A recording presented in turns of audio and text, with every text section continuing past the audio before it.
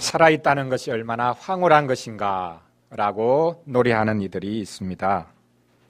대중가요나 시에서는 이런 문구가 괜찮을지 모르겠지만 현실에서 이런 말을 함부로 해대는 사람은 정신 나간 사람일 것입니다.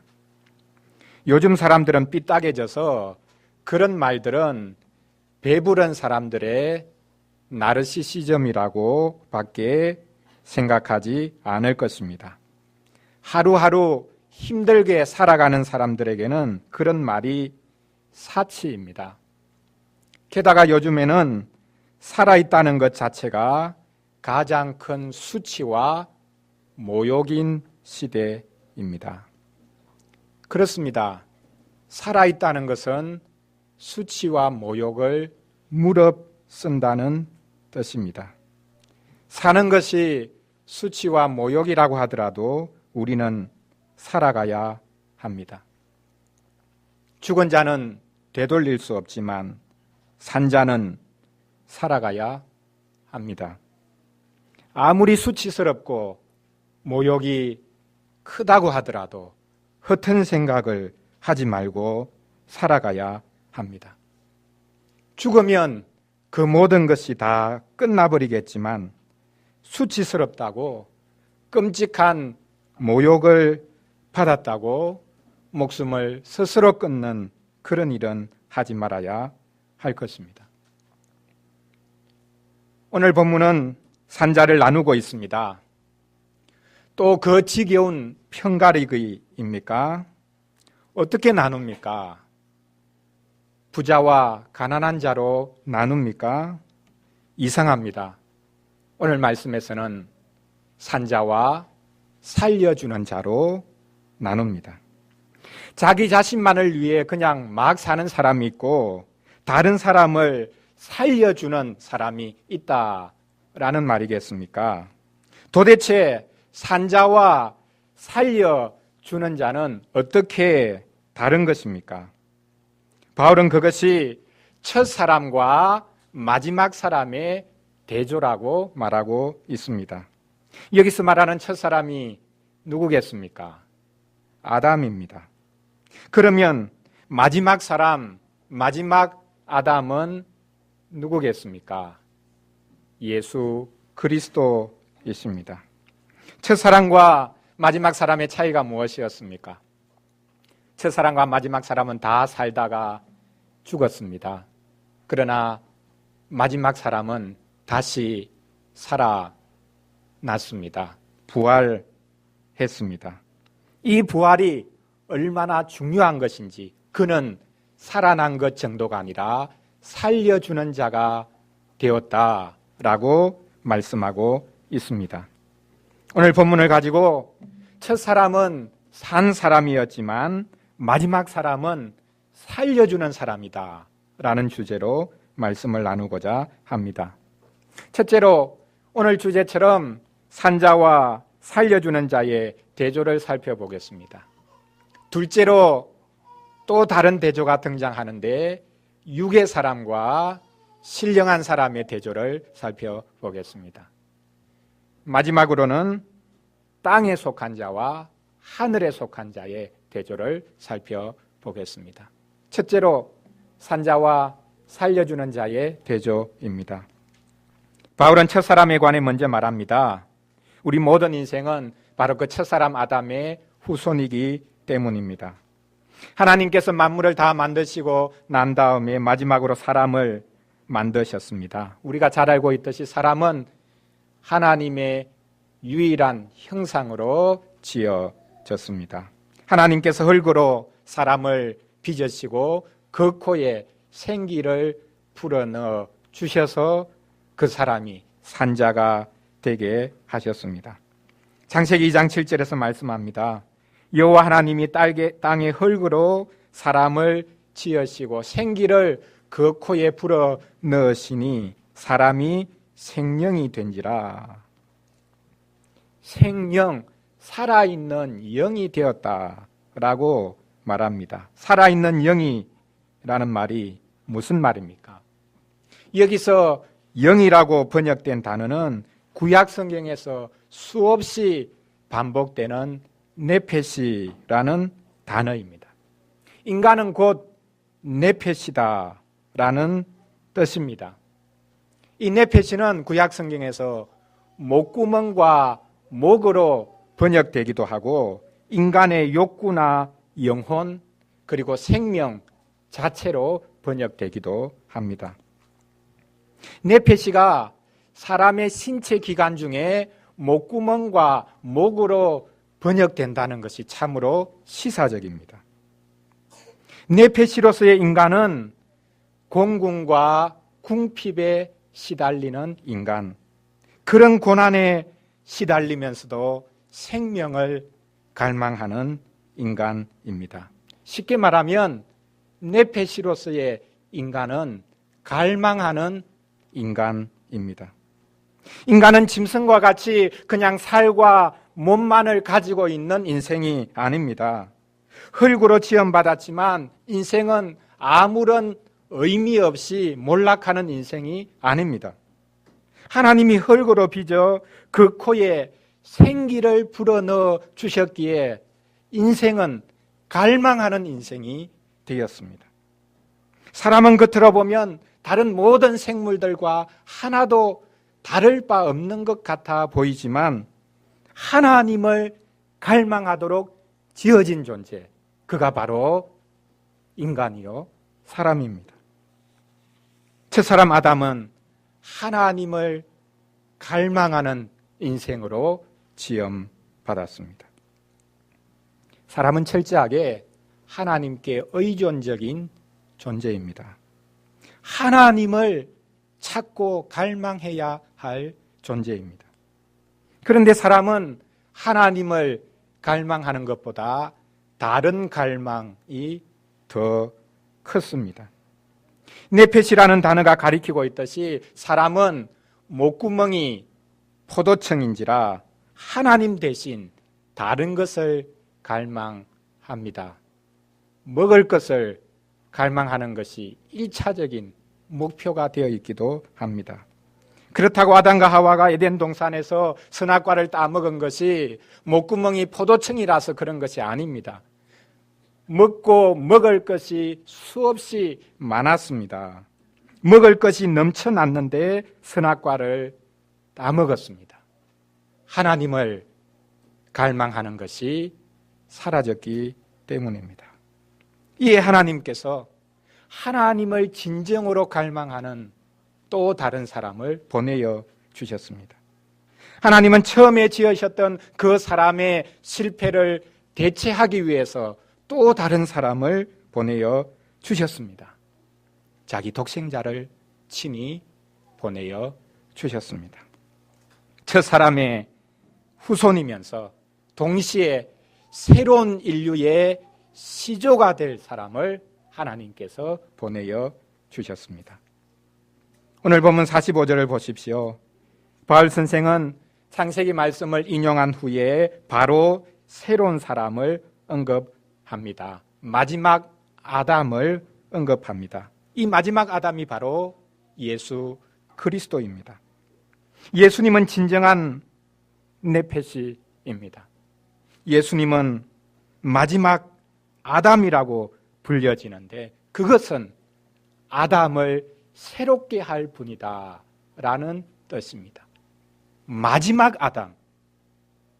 그래서 새로운 아담을 일으키시는 분, 그분이 바로 우리 주 예수 그리스도입니다. 마지막 아담은 아담의 체질을 바꿀 분입니다. 아담의 목구멍을 바꿀 분입니다. 아담의 욕망을 바꿀 분입니다. 마지막 아담은 첫 아담의 그 모습, 하나님을 갈망하도록 지어진 그 모습을 성취할 분입니다. 마지막 아담도 네페시로 살다가 죽었지만 그의 죽음은 자기 자신의 죄로 인한 것이 아니라 모든 인생의 죄를 담당하고 죽으셨습니다. 예수님은 오직 하나님을 갈망하셨습니다. 하나님을 갈망해야 할 인생이 헛된 것을 구하였을 때에 그것을 온전히 돌이키셨습니다. 하나님은 그 마지막 아담, 그 갈망의 사람을 부활시키셨습니다. 성령의 능력으로 부활시키셨습니다. 하나님께서 첫사람을 지으실 때에 그 코에 생기를 불어 넣으셨듯이 하나님께서는 마지막 사람을 다시 일으키시기 위해 성령을 보내어 주셔서 그를 일으키셨습니다. 여러분, 오늘 본문 45절을 다시 한번 자세히 보시기를 바랍니다. 기록된 바 첫사람은 아담은 생명이 되었다 함과 같이 마지막 아담은 살려주는 영이 되었나니, 마지막 아담을 살려주는 영이라고 말합니다. 마지막 아담 예수님은 부활로 말미암아 살아있는 존재가 된 것 정도가 아니라 살려주는 존재가 되었습니다. 예수님은 살려주는 영, 즉 성령님과 방불한 분이 되셨습니다. 예수님은 영으로 부활하신 게 아닙니다. 몸으로 부활하셨습니다. 우리의 몸을 벗어 던진 것이 아니라 우리의 몸으로 부활하셨습니다. 그런데 부활하신 그 몸은 아담적인 몸, 즉 헛된 것을 갈망하는 몸을 완전히 벗은 몸입니다. 부활로 인해 예수님은 살려주는 영이 되셨습니다. 아담으로 인해 모든 인생이 죽었지만 새로운 아담으로 인해 모든 인생이 살아나기 시작합니다.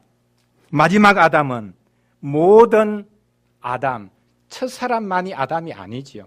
실은 우리 모두가 아담입니다. 마지막 아담은 모든 아담을 살려내는 아담이 되셨습니다. 이제 첫 아담과 마지막 아담의 두 번째 대조를 살펴보겠습니다. 육과 영의 대조입니다. 육의 사람과 신령한 사람의 대조입니다.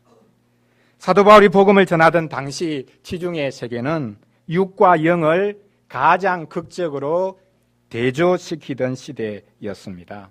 헬라 사상은 철저하게 영육 이원론에 근거한 사상이었습니다.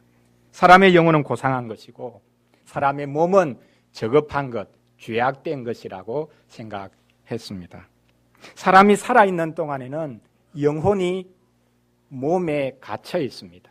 영혼이 몸이라는 감옥 속에 갇혀 있습니다. 이 영혼이 해방되는 때가 옵니다. 그때가 언제겠습니까? 죽을 때입니다. 죽으면 몸 안에 갇혀있던 영혼이 해방되어 비로소 불멸의 상태에 이릅니다. 헬라 사상에서는 몸은 사라져 없어지고 영혼만이 불멸합니다. 바울도 이런 분위기에 편성해서 육과 영을 대조시켰을까요? 지난주 살펴보았던 44절에서 이미 이 대조를 사도 바울이 언급하지 않았습니까? 육의 몸으로 심고 신령한 몸으로 다시 살아나나니 육의 몸이 있은즉 또 신령한 몸이 있느니라. 오늘 본문 46절에서 다시 반복합니다. 그런데 잘 보십시오. 이 대조는 육과 영혼의 대조가 아니라 사람 자체를 육의 사람으로 신령한 사람으로 대조시킵니다. 그러나 먼저는 신령한 사람이 아니요 육의 사람이요 그 다음에 신령한 사람이니라. 사람 자체가 육적인 사람이 될 수 있고 사람 자체가 신령한 사람이 될 수 있다는 것입니다. 사람의 몸과 영혼을 두 쪼가리로 나누는 것이 아니라 사람 자신이 육의 사람이 될 수도 있고 그 사람 자신이 몸까지도 신령한 사람이 될 수 있다라고 말하고 있습니다. 이 구분이 어떻게 이루어집니까? 처음에는 육의 사람뿐이었습니다. 그런데 신령한 사람이 후에 생겨났습니다. 이게 바로 예수 그리스도의 부활로 말미암아 일어난 일입니다. 예수님의 부활은 육의 부활, 몸의 부활일 뿐만 아니라 신령한 부활이었습니다. 첫사람 아담은 신령한 사람이 아니었습니다. 첫사람 아담은 육적인 사람이었습니다. 하나님의 형상으로 지음받았지만, 하나님을 갈망하는 존재로 지음받았지만, 그러나 그의 마음은 바뀌었습니다. 육적인 사람이 되었습니다. 나중에 신령한 사람이 등장했습니다. 예수님은 부활로 신령한 사람이 되었습니다. 오해하지 마십시오. 예수님은 원래부터 신령한 분이었습니다. 그러나 부활로 말미암아 신령한 분이라고 온 세상 앞에 선포되었습니다. 로마서 1장 3절과 4절 말씀에 이 사실이 잘 기록되어 있습니다. 바울이 예수님에 관해서 말합니다. 그의 아들에 관하여 말하자면 육으로는 다윗의 혈통으로 나셨고 성결의 영으로는 죽은 자들 가운데서 부활하사 능력으로 하나님의 아들로 선포되셨으니 곧 우리 주 예수 그리스도시니라.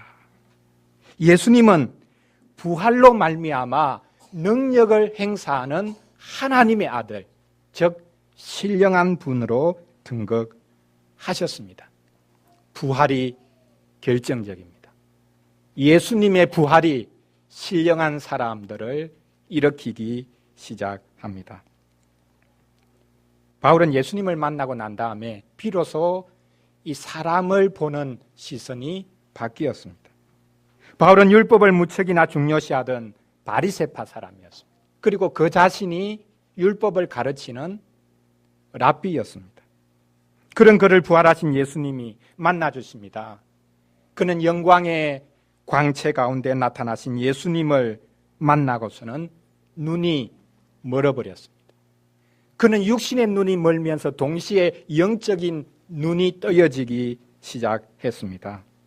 바울은 유대교에서 말하던 유대인과 이방인의 구분, 율법 안에 있는 자와 밖에 있는 자의 구분, 또 더 나아가서 조금 전에 말씀드렸던 헬라 사상에서 말하는 영과 육의 구분, 대조, 그것이 아니라 부활하신 예수님을 통해 진정한 구분을 보게 된 것입니다. 예수 안에 있는 사람만이 진정한 유대인이요, 율법 안에 있는 자요, 신령한 자다라는 사실을 알게 된 것입니다. 사도 바울이 지금 육과 영에 관해서 말하고 있는 것, 육의 사람과 신령한 사람에 관해서 말하고 있는 것은 철학이 아닙니다. 생생하게 살아있는 현실을 말합니다. 부활하신 그리스도를 통해서 바라본 생생한 인간의 현실을 지금 그는 말하고 있습니다. 육의 사람을 대신하는 신령한 사람이 나타났다는 것입니다. 그러므로 이제 마지막 시대다라는 뜻입니다. 하나님께서 타락한 아담을 회복시켜 주시기 위해서 새로운 아담을 보내셨습니다.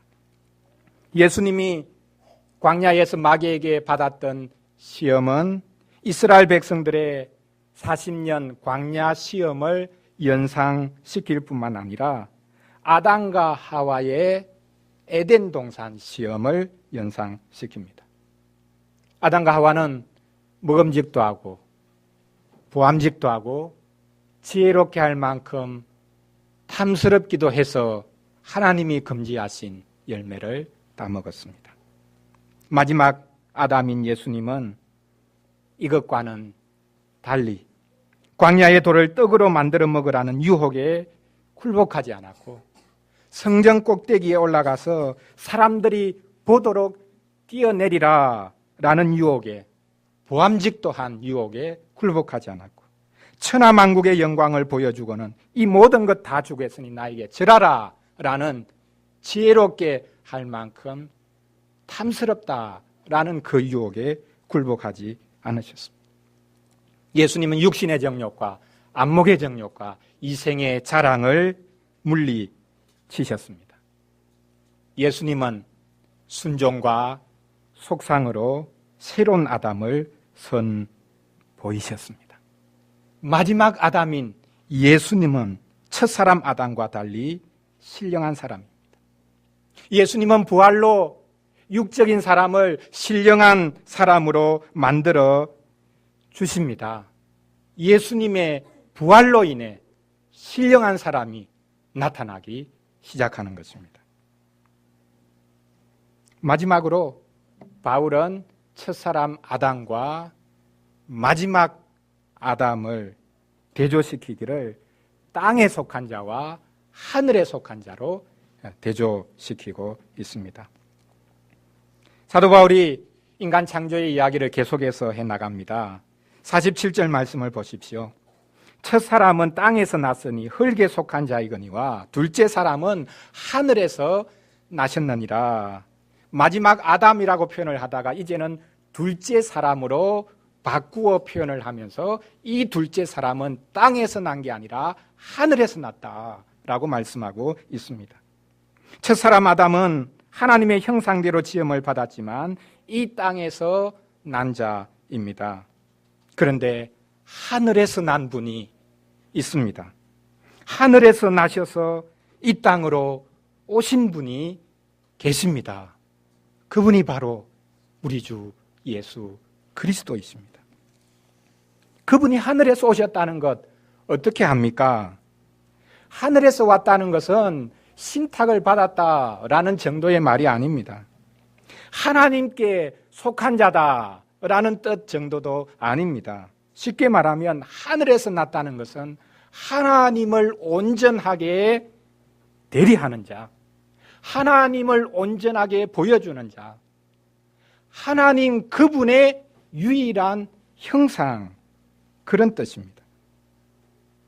예수님은 아담의 후손으로 오셨지만 이 땅에 속한 분이 아닙니다. 하늘에 속한 분입니다. 요한복음 3장에 보면 유대인의 관원인 니고데모가 밤에 몰래 와서 예수님과 대화하는 장면이 나옵니다. 니고데모가 이렇게 말합니다.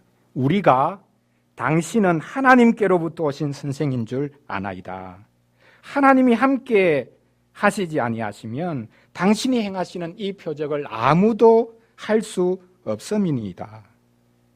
예수님이 미리 준비했다는 듯이 대뜸 대답하십니다. 사람이 거듭나지 아니하면 하나님 나라를 볼 수 없느니라. 니고데모는 거듭나야 된다는 말에 사람이 다시 엄마 뱃속에 들어갔다가 나와야 된다는 말이냐라고 묻습니다. 예수님은 이 말에 대해서도 육으로 난 것은 육이요 영으로 난 것은 영이다 라고 대답하십니다. 그리고 예수님은 니고데모가 우리가 압니다 라고 처음에 했던 말을 그대로 받아 우리가 안다 라는 표현으로 응수하십니다. 우리는 아는 것을 말하고 본 것을 증언하노라. 그러나 너희가 우리의 증언을 받지 아니하는도다. 내가 땅의 일을 말하여도 너희가 믿지 아니하거든 하물며 하늘의 일을 말하면 어떻게 믿겠느냐. 점입가경입니다. 가면 갈수록 오리무중의 말씀을 하십니다.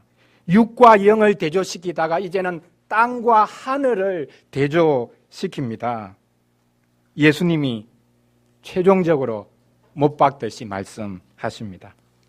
하늘에서 내려온 자, 곧 인자 외에는 하늘에 올라간 자가 없느니라. 그렇습니다. 예수님은 하늘에서 내려오신 분입니다. 나머지 모든 인생들은 땅에 속한 자들입니다. 하늘에 올라가 본 적이 없는 땅에 속한 자들입니다. 우주선을 띄워서 우주에 나가본들 하늘에 속한 자가 되겠습니까? 땅에 속한 자에 불과합니다. 예수님은 하늘에서 오신 분이기에 하나님의 뜻을 아십니다. 그 뜻을 온전히 순종하십니다.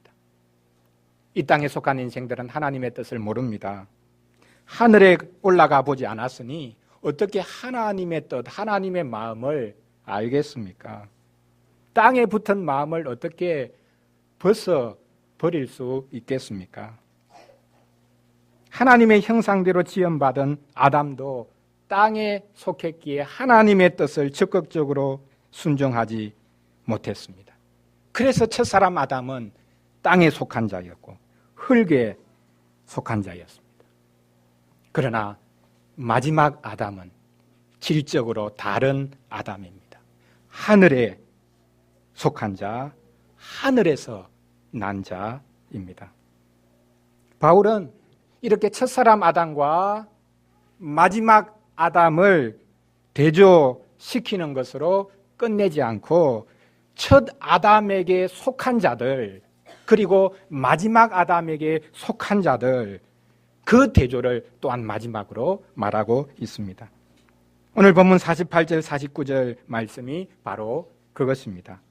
무릇 흙에 속한 자들은, 복수로 나오죠. 흙에 속한 자들은 저 흙에 속한 자와 같고 아담과 같다는 것입니다. 무릇 하늘에 속한 자들은, 수많은 하늘에 속한 자들이 있는데 이 사람들은 저 하늘에 속한 즉 하늘로부터 난 예수 그리스도와 같다. 우리가 흙에 속한 자의 형상을 입은 것 같이 또한 하늘에 속한 이의 형상을 입으리라. 여기서 형상이라는 말이 중요합니다. 첫 아담에 속한 자들은 첫 아담의 모습을 그대로 쏙 빼닮았습니다. 자식은 아버지를 닮지 않습니다. 첫 아담에 속하였던 우리 모두는 첫 아담을 그대로 쏙 빼닮았습니다. 하나님이 조금도 부족함이 없도록 모든 은혜를 베풀어 주셨음에도 불구하고 그 하나님을 갈망하지 않고 자기의 욕망을 채우기 위해 애썼던 자들입니다. 첫 아담을 닮은 우리들이었습니다. 하나님을 반역하고 대적한 그 형상을 닮은 자들이었습니다. 그런데 이제 새로운 무리가 일어나고 있습니다. 마지막 아담에 속한 자들이 일어나고 있는 것입니다. 마지막 아담의 형상, 죽기까지 순종하고 죄인들의 죄와 허물을 담당하는 그 모습을 닮은 자들이 이제 일어나고 있는 것입니다. 교회가 바로 그 형상을 닮은 자들이 아닙니까? 하나님이 아담을 하나님의 형상대로 지으신 것은 하나님을 대리해서, 하나님을 대신해서 온 땅을 다스리도록 하시기 위함이었습니다. 그런데 그 아담이 하나님께 대항합니다. 아담이 언제 하나님을 적극적으로 대항한 적이 있냐라고 말할지 모르겠습니다. 아담과 하와의 잘못은 선악과 그것 하나 따먹은 것뿐이다, 그렇게 말할지 모르겠습니다. 그리고 아담이 먼저 먹은 것도 아니지 않습니까? 아내가 주니까 아내 말 들어야죠. 그러니까 어쩔 수 없이 먹은 것 아니냐.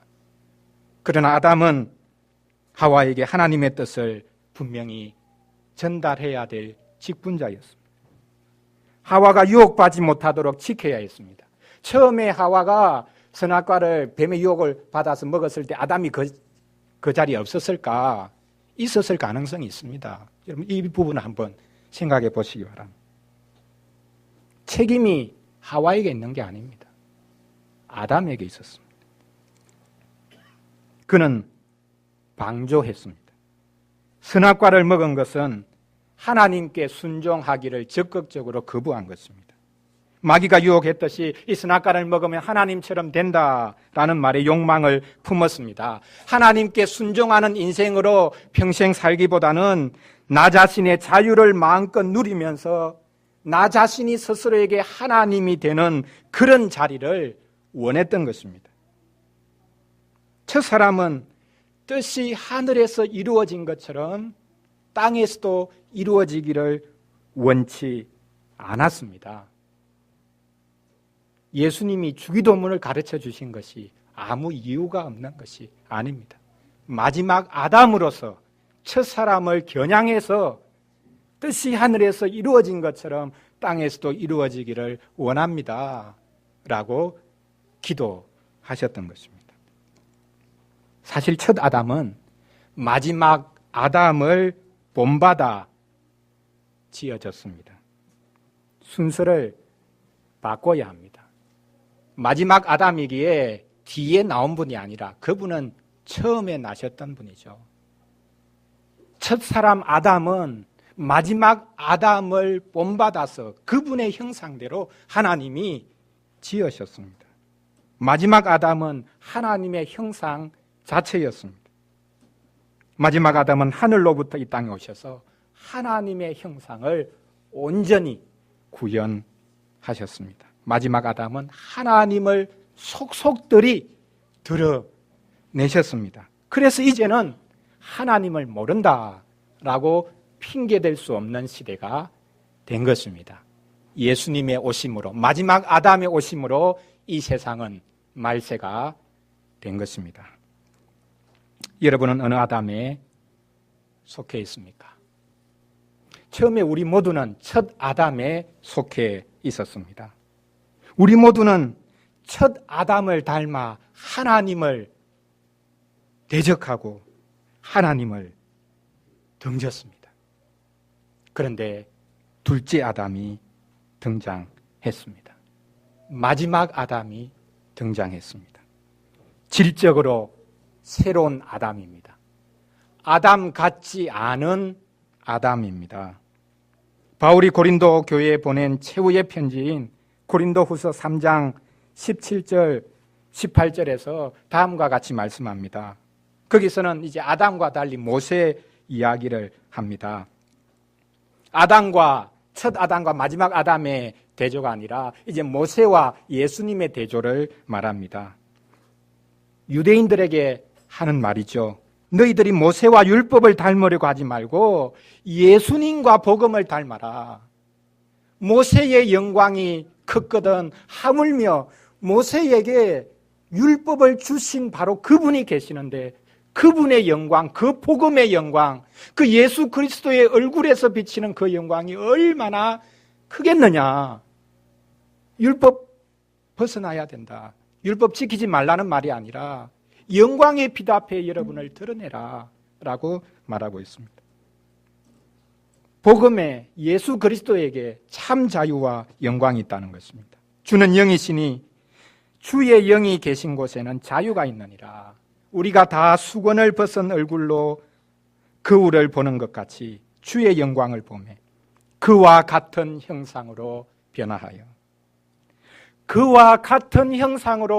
변화하여 영광에서 영광에 이르니 곧 주의 영으로 말미암음이니라. 예수님의 부활을 믿는 이들은 놀라운 형상의 변화가 있을 것입니다. 예수님처럼 부활하게 될 것이니 말입니다. 사랑하는 성도 여러분, 산자와 살려주는 자는 다릅니다. 산자를 대체할 살려주는 자가 일어났습니다. 첫 아담을 회복할 마지막 아담이 일어났습니다. 마지막 아담의 십자가 보혈이 모든 아담의 피를, 더러워졌던 피, 죄악의 피를 수혈해 줍니다. 예수님의 피는 새로운 혈청입니다. 예수님은 부활로 첫사람 아담의 체질 자체를 바꾸어 주십니다. 예수님의 살은 새로운 조직입니다. 예수님의 부활을 믿는 자들은 예수님과 더불어 하늘에 속한 이의 형상을 입습니다. 부활을 믿으십니까? 예수님의 부활을 믿으십니까? 그렇다면 여러분은 예수님을 옷처럼 입은 분들입니다. 이것을 잊지 마십시오. 누구든지 그리스도와 합하기 위하여 세례를 받은 자는 그리스도로 옷 입었느니라. 너희는 유대인이나 헬라인이나 남자나 여자나 다 그리스도 예수 안에서 하나이니라. 그렇습니다. 어린이를 위한 질문 3번 문장처럼 부활을 믿는 신자는 예수님을 어떻게 해요? 옷 입고 살아갑니다. 여러분은 예수님을 속속들이 채우고 살아가는 분들입니다. 이것을 잊지 마시기 바랍니다. 기도하겠습니다. 하나님 아버지, 살아있지만 죽은 것과 다를 바가 없는 자들을 살려주시니 감사합니다. 철저하게 자신의 욕망을 위해 살던 저희를 신령한 자들로, 성령님이 거하시는 자들로 삼아주시니 감사합니다. 땅에 속하여 오직 땅의 것으로 만족하며 살던 저희를 하늘을 바라보고 하늘의 뜻을 구현하는 자리에 세워주시니 감사합니다.